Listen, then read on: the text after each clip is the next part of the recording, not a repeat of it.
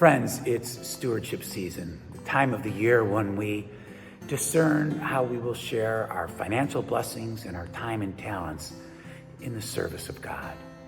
I want to tell you a story about this, our beautiful sanctuary that I'm standing in, and during a time of difficult stewardship in the life of this church.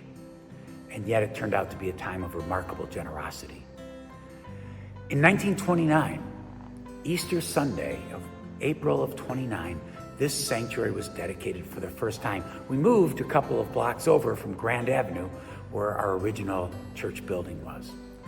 What an exciting time for the church to dedicate this beautiful sanctuary. But then within about 6 months, in October of 1929, the stock market crashed, and the United States was plunged into its greatest economic crisis in its history, the whole world, in fact. Unemployment was 25%. And so by 1934, 5 years into the Depression, they were unable to even meet the interest payments on this church. The capital campaign they had held, people just couldn't meet their pledges. It was a profoundly difficult time in our nation and in our church. In fact, in the budget for 1934, which they had expected 5 years earlier to be about $40,000, the budget was actually going to be about $10,000, a quarter of what they had expected. They cut the minister's salary in half. You should only do that in a time of true catastrophe. And they cut all their other expenses except for two. And it was remarkable. And what they did is they increased, going into 1934, their mission giving. They did so saying that more of our neighbors, both our neighbors that we know by name and whose neighbors we may never know, more of our neighbors are in need than ever before.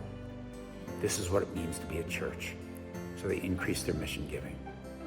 And then in that same year, when they were unable to make the interest payments on the building, they increased their support of the faith formation of their children and youth.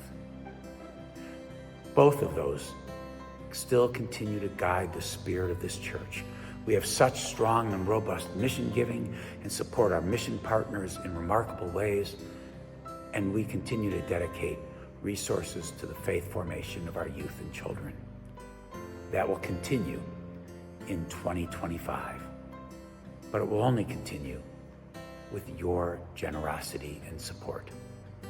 So let us take our spiritual forebears who during the Depression took a chance and continued to increase their support of mission and the faith formation of our children and youth and our adults as well. Let us consider how we might be generous supporters of this congregation in 2025. May it be so.